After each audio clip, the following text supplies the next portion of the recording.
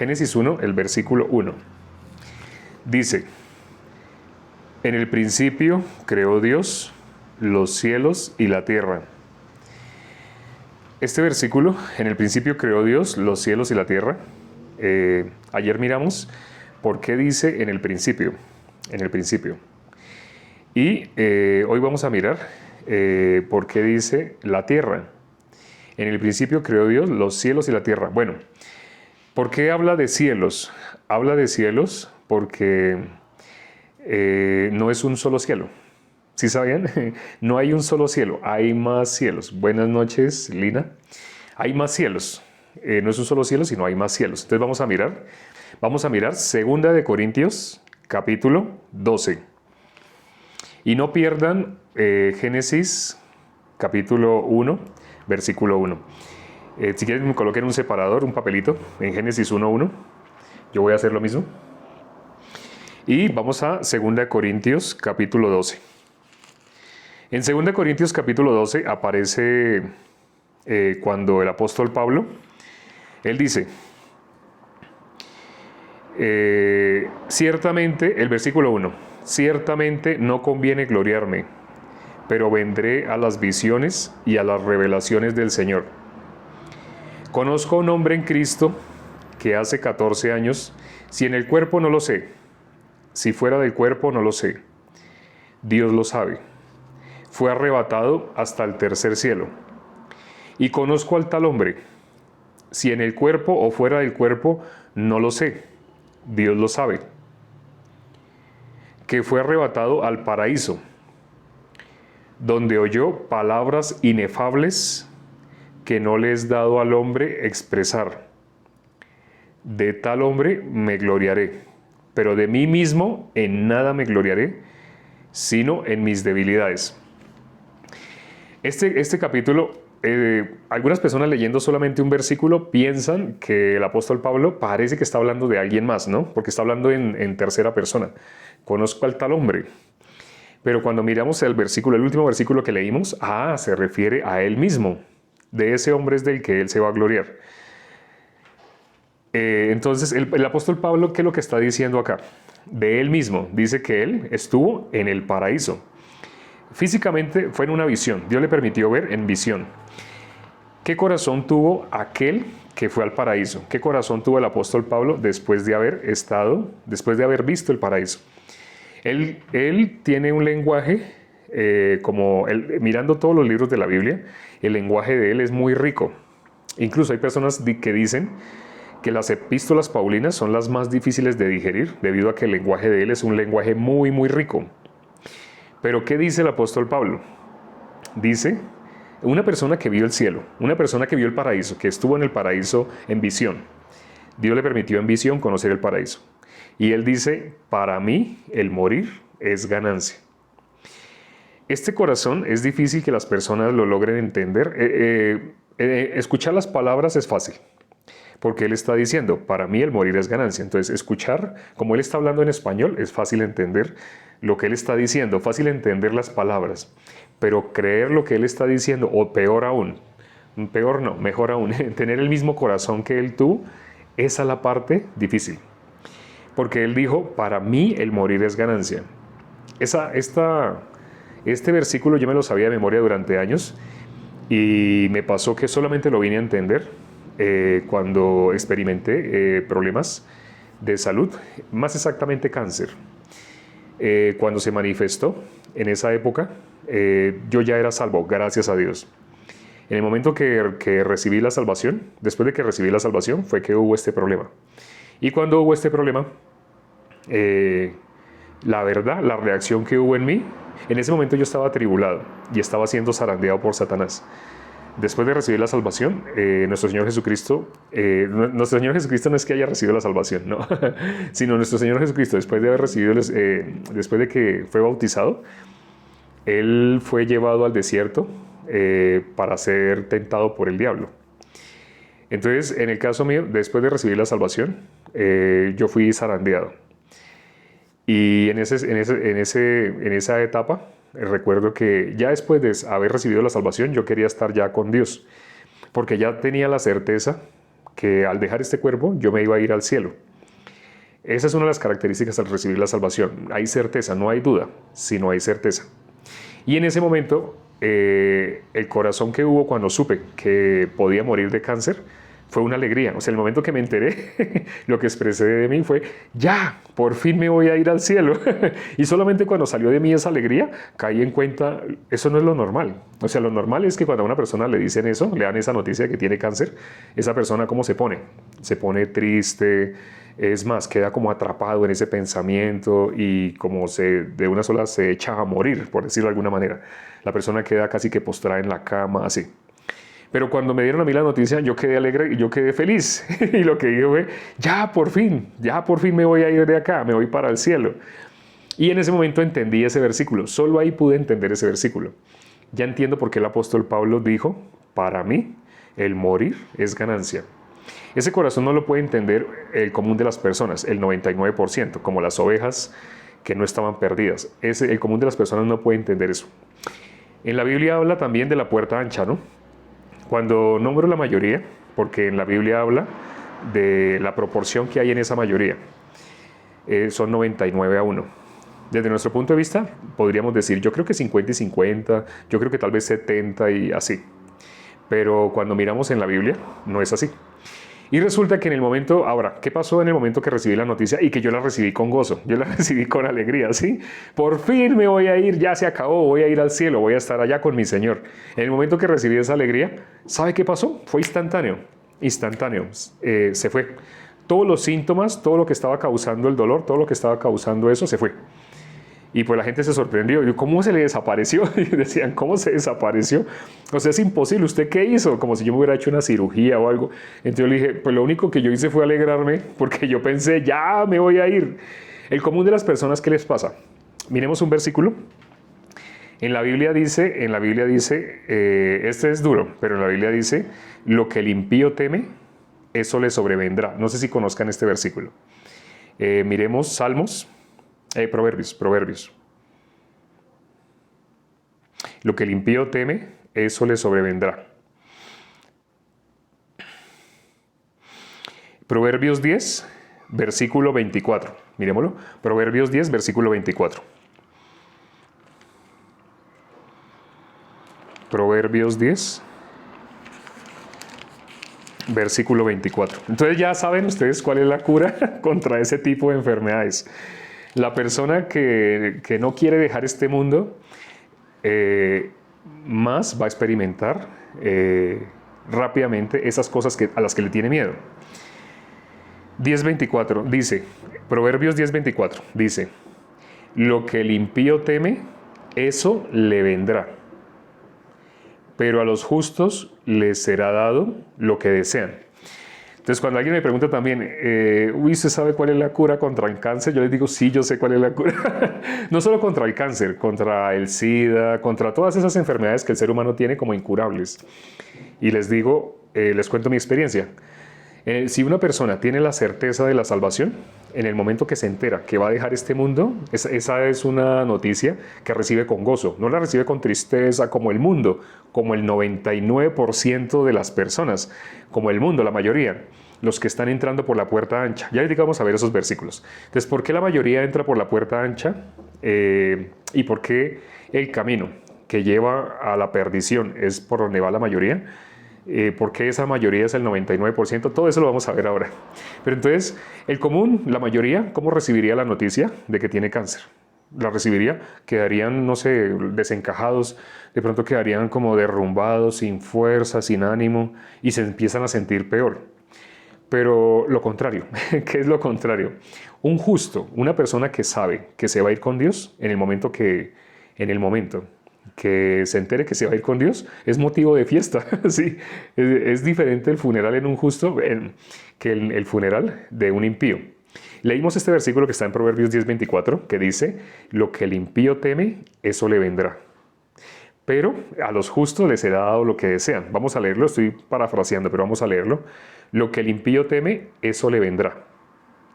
Pero a los justos les será dado lo que desean. Es un premio para que las personas realmente como deseen. El corazón de Dios es que ninguno se pierda. o sea, que las personas sean justas. Pero la justicia de Dios, ¿dónde se conoce? La justicia de Dios se revela por fe y para fe. Está escrita en la palabra de Dios.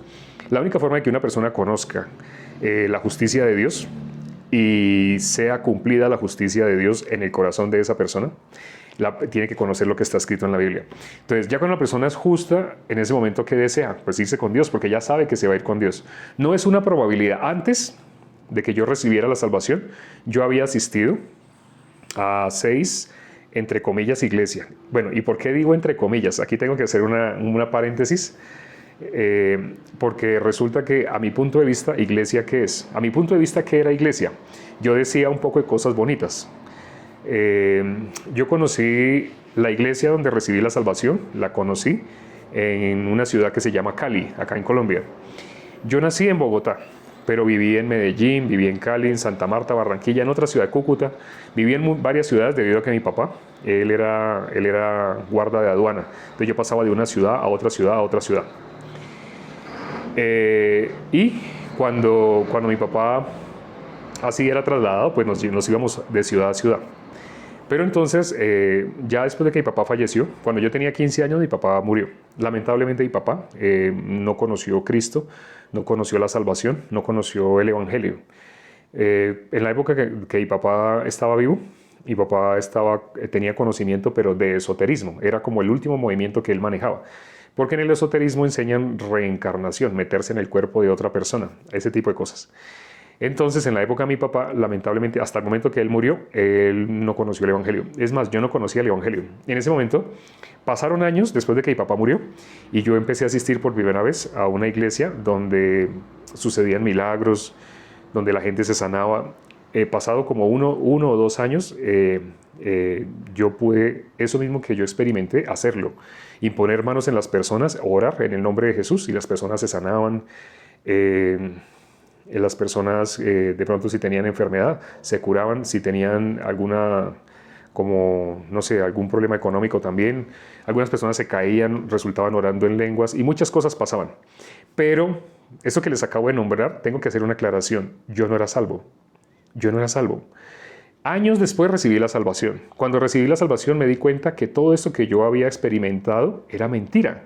O sea, todo esto que yo había experimentado, que yo había puesto manos encima de las personas, había orado por ellos y había sanado. Ahora, no estoy diciendo que los milagros no existan, porque hay gente que me dice eso. O sea, que usted no cree en los milagros. Le estoy contando uno que me pasó a mí. El que me pasó a mí, no hubo show, no hubo escándalo. Nadie impuso manos sobre mí, nadie dijo en el nombre de Jesús, fuera. No, nadie hizo así. Solamente yo me alegré porque me iba a ir con Dios. Ya, por fin voy a dejar este cuerpo, ya me voy a ir. Dios me va a llevar ya rápido. Y en el momento que me alegré así, se fue el cáncer. Se fue el cáncer. Entonces, cuando alguien me pregunta sobre la cura contra esas enfermedades, yo les digo, reciba la salvación. Usted recibe la salvación y curiosamente, usted sin recibir la salvación podría irse en 1 año, en 6 meses por una enfermedad. Pero usted recibe la salvación y usted no se va a ir hasta que Dios no haga aquello para lo cual le dio la salvación. Si Dios lo tiene para que usted viva, no sé, 90, 100 años predicando el Evangelio, créame que a usted ninguna enfermedad lo va a poder llevar. Por eso dice en Proverbios 10:24, lo que el impío teme, eso le vendrá. ¿Tiene miedo del COVID? Se coloca doble tapaboca. Así no sé si han visto, hay personas que no solamente usan un tapaboca, sino usan 2 tapabocas. Una vez le hice un chiste a una persona así y le dije, no, pues colóquese cinta. Si no quiere que le entre nada de aire, colóquese, en vez de tapaboca, colóquese cinta. Así. Lo que el impío teme, eso le vendrá. Y no sé si se han dado cuenta que muchas de las personas que fallecieron por COVID, no digo que todos, no puedo generalizar porque no conozco a todo el mundo, pero sí muchas de las personas que murieron por COVID eran personas que se cuidaban mucho, se cuidaban mucho. Si ustedes averiguan en sus familias, si la persona que murió de COVID, esa persona fue descuidada, si no usa tapaboca, si no cumplió con los requerimientos, y vean que es la persona que más cumplió a cabalidad todo lo posible. Pero dice la Biblia, lo que el impío teme, eso le vendrá. En cambio, a los justos les será dado lo que desean. En mi caso, la verdad, como gracias a Dios por la misericordia, conocí la iglesia en Cali. Porque yo me fui a Cali, yo escribí un libro cristiano. Yo había estudiado teología, como les conté, mi trayectoria fue en 6 iglesias. En 6 iglesias que no eran iglesias. Tengo que hacer la aclaración, 6, entre comillas, iglesias. Porque sucedían milagros, la alabanza era una alabanza hermosa. Yo mismo cuando imponía manos la gente se caía, algunos oraron en lenguas, otras personas se sanaron, sucedían muchas cosas. Pero yo no era salvo. Entonces, cuando en Cali asistí a un seminario bíblico, allá me hicieron la pregunta. 2 preguntas. Sabiamente me hicieron esas 2 preguntas. Gracias a Dios. Di con personas que se dieron cuenta de mi condición. Se dieron cuenta que yo realmente no era salvo. Pero ellos no me lo podían decir directamente, porque yo tenía una trayectoria en iglesias cristianas. Yo imponía manos. No solamente a mí me impusieron manos, no. Yo había experimentado que impusieran manos y yo haber sentido corrientazos, haber sentido frío, haber sentido calor, muchas cosas. Pero yo también impuse manos y la gente se sanaba. Entonces todo eso que me hacía pensar a mí, pues yo soy justo, yo soy salvo. Yo pensaba que yo ya era hijo de Dios. Pero más adelante, en un seminario bíblico que hubo allá en Cali, yo hasta ahora llegaba a esa ciudad y colocaron un pendón de poste a poste que decía seminario bíblico. Cuando yo vi ese letrero, pues me llamó la atención porque yo acababa de terminar mis estudios teológicos en Bogotá y yo quería entonces conocer qué más me pueden enseñar de la Biblia. Yo pensé que ya no me podían enseñar nada más. Hasta yo había estudiado hebreo. No significa que sé hablar hebreo ni no. Sino que estudié y me enseñaron algunas palabras y cómo se escribe y hacer planas y ese tipo de cosas. Entonces, por mi trayectoria, yo pensaba, ¿qué más me pueden enseñar de la Biblia? Entonces, como vi que decía seminario bíblico, yo quise asistir. Pero cuando asistí, me llevé la sorpresa. Por ejemplo, ese día predicaron sobre Lucas 15. Y cuando yo hice mi tesis, la hice sobre Lucas 15. Entonces, yo duré 6 meses estudiando Lucas 15, el hijo pródigo. Lucas 15 tiene 3 pasajes, pero el último es el del hijo pródigo. Y yo hice la tesis sobre el hijo pródigo. Entonces, cuando el pastor empezó a predicar en el seminario bíblico y dijo, vamos a Lucas 15, a mí me dio risa. Y yo pensé, me lo sé de memoria. Me sé versículo a versículo, me lo sabía de memoria. Duré 6 meses estudiándolo. Pero cuando él empezó a compartir, curiosamente, me tocaba leer. A pesar de que me lo sabía de memoria, él decía, vamos a tal versículo, ahí dice así, así, así. ¿Así dice? Entonces yo leía y cuando lo leía, ahora es increíble, increíble. O sea, yo hice mi tesis sobre ese capítulo, pero habían cosas que estaban ahí escritas que yo nunca las había visto.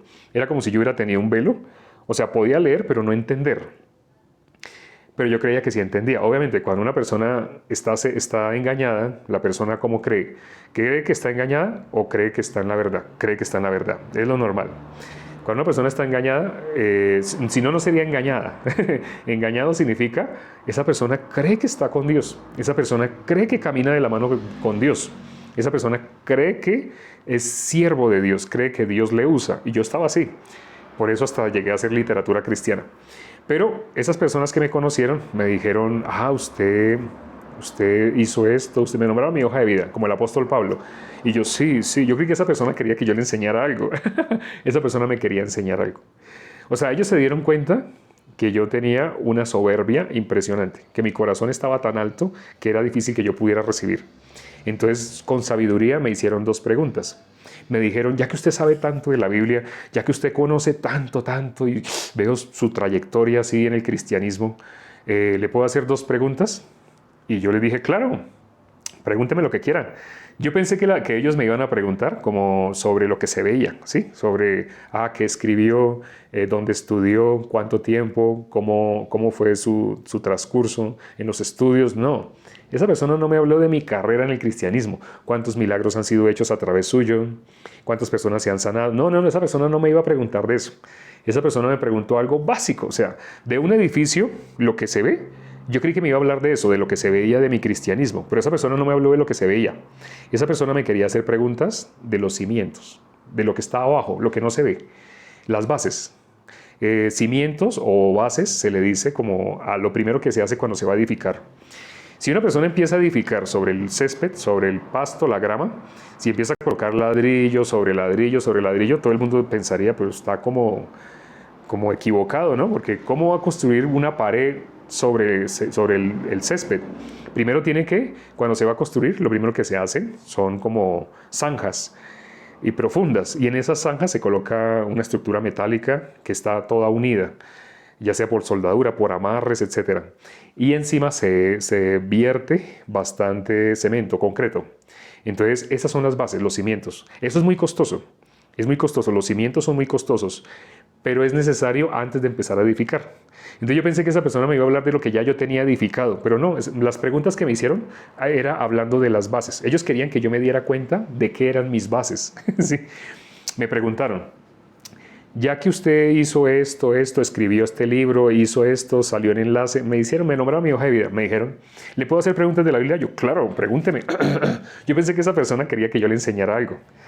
Yo pensé que me iba a preguntar algo de homilética, hermenéutica, escatología. Yo pensé que me iba a preguntar algo así, pero no.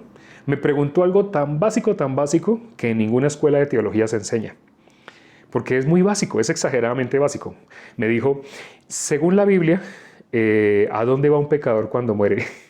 Cuando me hizo esa pregunta, les soy honesto. Ahorita me da vergüenza, pero les soy honesto.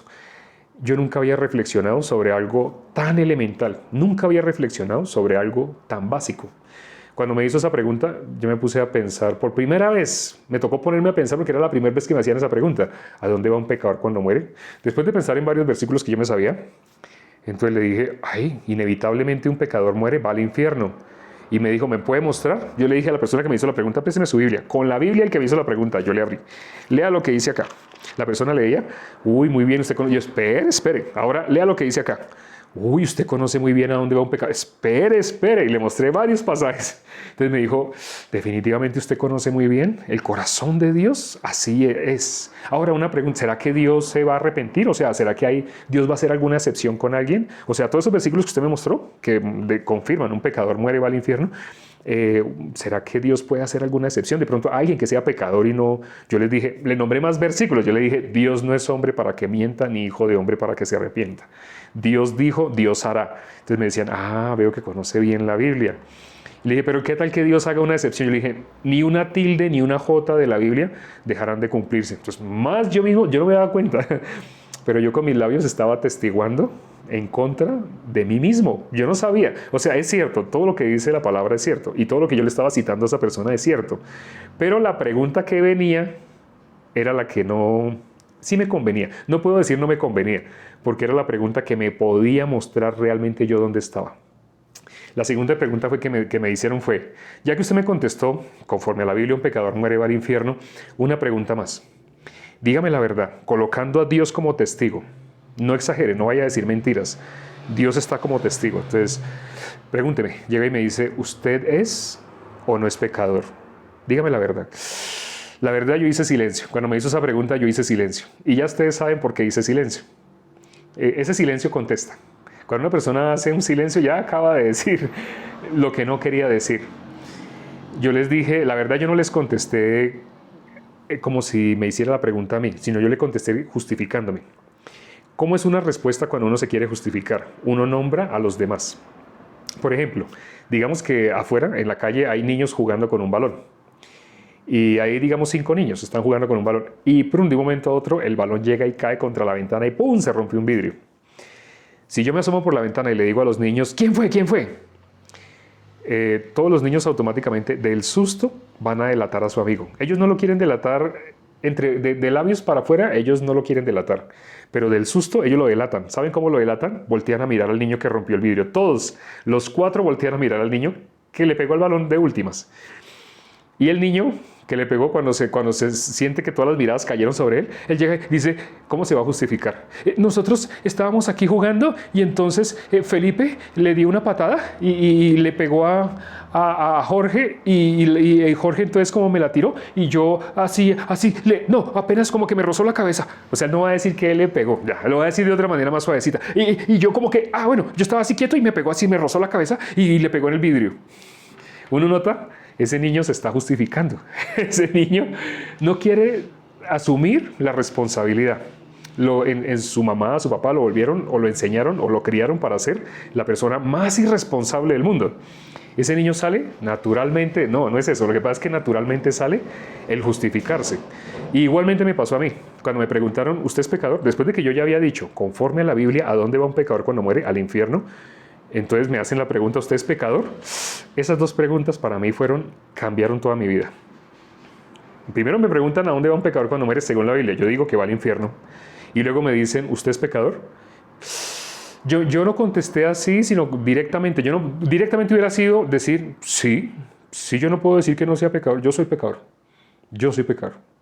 Y sí, merezco entonces ir al infierno. Difícilmente una persona va a contestar así. ¿Cómo me justifiqué yo? Yo empecé a hablar de los demás, ¿sí? Yo empecé a hablar de los demás. O sea, esa pregunta que me hicieron era una pregunta directa. Es como si, digamos, yo le pregunto, aquí está Lina. Lina, ¿cuándo se va a acabar? Nos quedan 4 minutos, qué pena, nos quedan 4 minutos. Todos los días tenemos live, todos los días, sea festivo, domingo, sea el día que sea, todos los días tenemos live desde las 9 de la noche hasta las 9:30. Hora de Colombia, de Texas, de Perú, de Ecuador. Si ustedes están en otro país, por ejemplo, no sé, Venezuela, es una hora más temprano. Cuando aquí son las 9, en Venezuela son creo que las 8, si no estoy mal.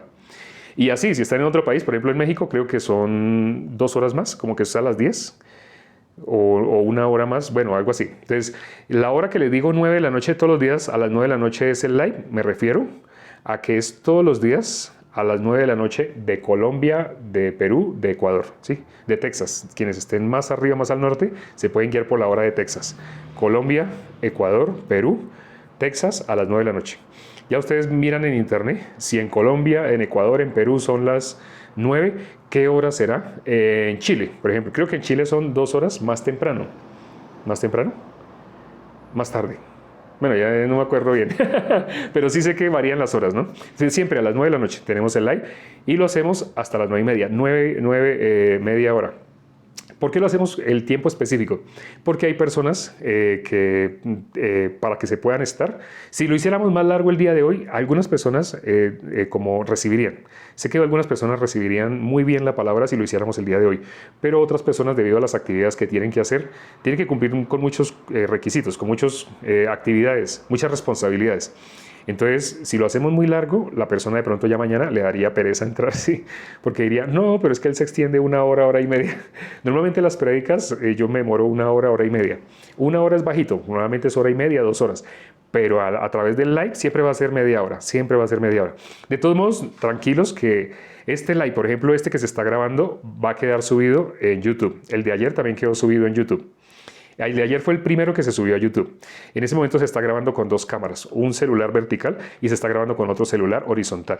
Entonces, el formato que se sube a YouTube es el formato horizontal y el formato del live pues es vertical. Entonces, lo pueden ver. ¿Cuál es el nombre del canal? En YouTube. El nombre del canal es... Escrito está también. El mismo nombre que tiene este perfil de TikTok. Este perfil de TikTok se llama Escrito está también. Para que no se les olvide el nombre, acuérdense que eso fue lo que nuestro Señor Jesucristo le contestó a Satanás. Satanás le dijo, escrito está. Y Satanás le nombró el versículo 11 y 12 del Salmo 91. Le dijo, escrito está. Y le nombró la Biblia. Y Jesús le tuvo que decir, sí, pero escrito está también. Satanás le dijo, escrito está. Pero nuestro Señor Jesucristo le contestó, sí, pero escrito está también. El corazón de Dios es muy importante conocerlo como Dios lo quiere transmitir, no como a nosotros nos parece. Vamos a orar para terminar. Sí, quedó a mitad, no, como a un cuarto, pero mañana podemos continuar a la misma hora, de 9 a 9:30. Padre, gracias por este tiempo que nos has dado para poder estar aquí reunidos. Permite, Padre, que todas las personas que se conectaron el día de hoy reciban la bendición tuya. Tu palabra muestra qué es la bendición y qué es la maldición. Delante de ti, la bendición es ser uno solo contigo. Delante de ti, la maldición es lo que dice Romanos 3:23. Por cuanto todos pecaron, todos están destituidos de la gloria de Dios. Esa es la maldición. Esa palabra ubica a todo el mundo en la maldición, separado de ti. Pero la bendición es el versículo que le sigue. El versículo 24 dice, siendo justificados gratuitamente por su gracia, mediante la redención que es en Cristo Jesús. Permite, Padre, que todas las personas que están conectadas en ese momento en el live reciban esa bendición.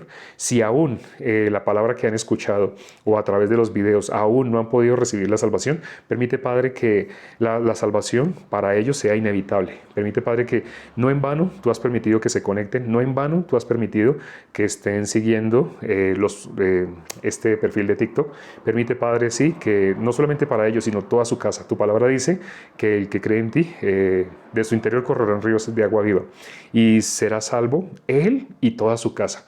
Te pido, Señor, oh Dios, con un mismo corazón, Te pedimos que todos sean salvos, los que están participando, por lo menos los que están participando en este TikTok. Y permite, Señor, que este evangelio sea conocido por todo el mundo. Para eso es que tú nos has salvado, no para que nos guardemos esta salvación, sino para que se la anunciemos al mundo entero. Hemos orado y te lo hemos pedido en el nombre de nuestro Señor Jesucristo. Amén. Nos vemos mañana a las 9.